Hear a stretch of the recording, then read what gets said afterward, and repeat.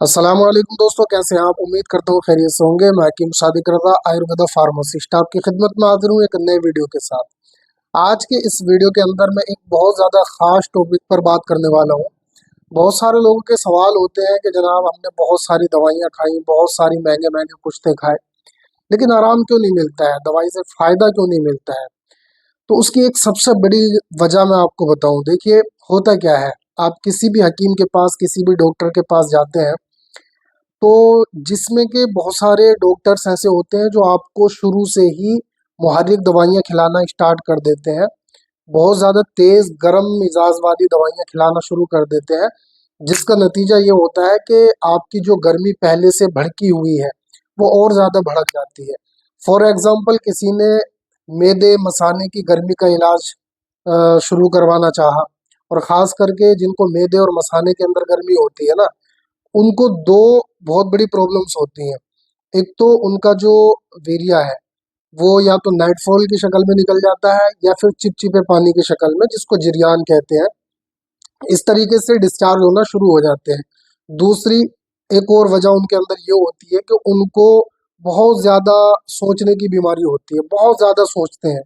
ठीक, तो अगर ये दो सिचुएशन आपके अंदर है, पहली, अगर आप बहुत ज़्यादा सोचते हैं, बहुत ज़्यादा डिप्रेशन का शिकार रहते हैं, और दूसरा, अगर आपके मैदे मसाने में गर्मी है, वीर्य आपका किसी भी तरीके से खारिज हो जाता है, अगर कोई गलत थॉट आपके जहन में आई और फौरन इंजाल हो गया चिपचिपे पानी की शक्ल में, तो ऐसे लोगों की जो है ना तहरीक बढ़ी हुई होती है।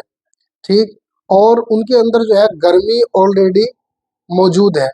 तो अब अगर कोई इस पे गरम दवाइयाँ दे दे, ठीक, गरम और वो भी मुहर्रिक दवाइयाँ, तो बजाय फायदे के नुकसान होना शुरू हो जाता है। तो आज मैं आपको बताना चाहूंगा, देखिए, अगर आप इलाज करते हैं किसी का भी, तो सबसे पहले आप उसकी बॉडी को, ठीक है, जितनी भी बॉडी के अंदर सेंसर्स हैं, उन सबको आपने तस्कीन पहुंचानी है। तस्कीन बोले तो सुकून पहुंचाना है। जब वो सारी चीजें सुकून पा जाएंगी, अब वो किसी भी चीज के लिए तैयार है। यानी आप चाहे उनको मुकव्वी दवाइयाँ चलाएं, फिर मुहर्रिक दवाइयाँ चलाएं, तो इस तरीके से आप बहुत अच्छे तरीके से कंट्रोल कर सकते हैं किसी भी मरीज की बीमारी को। इसका मतलब ये नहीं है कि आप सबसे पहले उसको मुहर्रिक दवाइयाँ चला दें।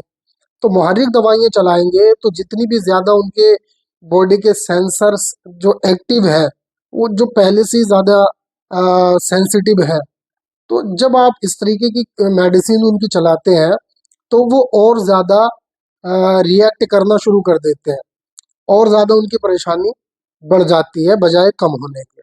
तो सबसे पहला, आप उनके जिस्म को तस्कीन पहुंचाएं, ऐसी दवाइयाँ चलाएं जिनसे कि उनको सुकून हासिल हो। जैसे मिसाल के तौर पे मैं आपको बता दूं, अश्वगंधा है, हालांकि गर्म है, ठीक है, और तीसरे दर्जे का गर्म है, लेकिन साथ ही साथ ये खुश्क भी है, गर्म खुश्क है। तो जब अगर आप ये दवाई चलाएंगे और इसके साथ में अगर आप गोंद कतीरा मिलाएंगे, तो गोंद कतीरा चूंकि ठंडी है, अब दोनों का कॉम्बिनेशन हो जाएगा। तो दोनों का कॉम्बिनेशन बनाने के बाद में आप मरीज को अगर 7 दिन की खुराक देंगे, और 7 दिन के बाद में उससे पूछेंगे कि भाई तुम्हारी कंडीशन क्या है, क्या तुमको चिपचिपा पानी अभी भी आ रहा है, तो यकीनन मैं कह सकता हूँ गारंटी के साथ में 99.9% उसका ये जवाब होगा कि पहले से ज्यादा मुझे सुकून है। उसकी वजह क्या है? उसकी वजह यही है, हालांकि दो चीजें हमने उसको दी, एक गोंद कतीरा दे दी और साथ में हमने अश्वगंधा दे दिया। तो इससे क्या है, उसको जो सुकून पहुंचाना था, वो सुकून उसको मिल गया है। उसके दिल को भी, उसके दिमाग को भी, उसके गुर्दों को भी, उसके मसाने को भी, और यहाँ तक कि जितना भी नर्व सिस्टम है, उस सारे के सारे नर्व सिस्टम को उसके सुकून मिल गया।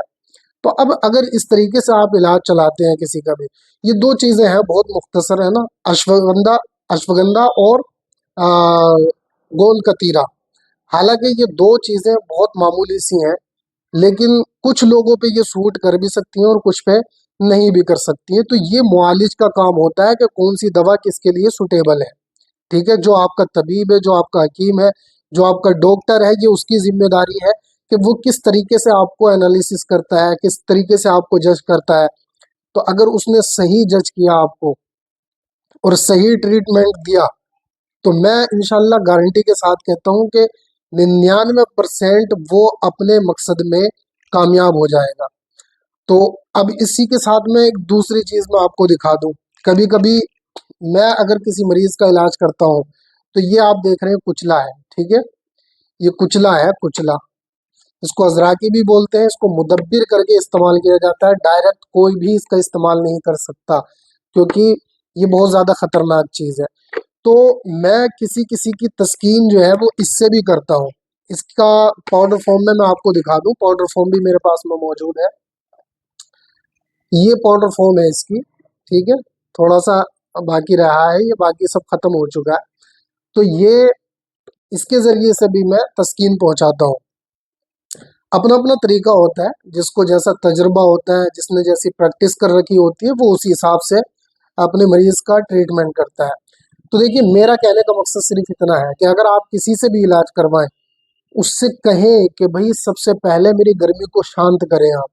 अब बहुत सारे लोग यहाँ पे डर जाते हैं, क्योंकि जैसे सुकून पहुंचता है बॉडी को, तो अब लोग यहाँ डर जाते हैं किस बात से, कि उनकी जो मर्दाना कमजोरी है, यानी जो उनको जो जोश आता है, जो एक्टिविटी है, वो कम हो जाती है।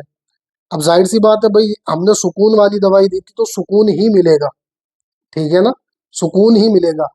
अगर आप आग को भड़काओगे तो वो भड़केगी, उसको शांत करोगे तो वो शांत हो जाएगी, लेकिन है तो आग ही। मिसाल के तौर पे आप एक गैस चूल्हा जला रहे हैं, आपको अगर आग तेज करनी है तो उसकी फ्लेम बढ़ाएंगे, और अगर उसको नॉर्मल करना है तो उसको कम करेंगे, ठीक है ना। तो इसी तरीके से आदमी की बॉडी हीट करती है, आप चाहे तो उसको और ज्यादा बढ़ा दें, चाहे तो उसको कम कर दें। तो सबसे पहले कम करना होता है। बढ़ाने के लिए तो चार चार खुराकों में आपकी जो गर्मी है वो बढ़ जाएगी, लेकिन इतना जल्दी बढ़ाना ये कहीं तक भी पॉसिबल नहीं है। तो मेरा इलाज करने का तरीका अलग है। खैर, आप जिससे भी इलाज लें तो सबसे पहले कहें कि भाई मेरी बॉडी के अंदर बहुत ज़्यादा गर्मी है, हीट है। सबसे पहले उसको आपने तस्कीन देनी है, उसको सुकून पहुंचाना है, उसको नॉर्मल करना है। उसके बाद में जब नॉर्मल करते हैं ना, तो बॉडी के अंदर वीकनेस आती है, कमजोरी आती है। तो कमजोरी के बाद में अब आपके शरीर को ताकत पहुंचाना है, तो आप ऐसी दवाइयां चलाएं जिससे कि आपको ताकत मिले, आपकी बॉडी को ताकत मिले। तो जब ताकत मिल जाएगी, आपका जिस्म जो है वो एक्टिव हो जाएगा, मजबूत हो जाएगा। अब आगे लास्ट में मुहर्रिक दवाइयां चलाई जाती हैं। तो अब आप उससे कहें कि भाई मुझे अब मुहर्रिक दवाइयों की ज़रूरत है, यानी मेरे ब्लड के सर्कुलेशन को तेज़ करने की, क्योंकि ब्लड का सर्कुलेशन आपका नॉर्मल है अभी, अब उसको तेज़ करना है। तो तेज़ करने से आपकी ईडी प्रॉब्लम दूर हो जाएगी, यानी इरेक्टाइल डिस्फंक्शन आपका ख़त्म हो जाएगा। तो ये एक प्रोसेस है, अगर आप प्रोसेस के तहत अपना इलाज करते हैं तो 100% आपको कामयाबी मिलती है। और अगर आप यूं ही अंधाधुन कोई सा भी फायर कर दे तो फिर आपको फायदा नहीं मिलता है, आप पहले से भी ज्यादा खराब हो जाते हैं, आपकी कंडीशन खराब हो जाती है। और इसी पीरियड के अंदर, यानी ये 3 महीने का कोर्स होता है ना।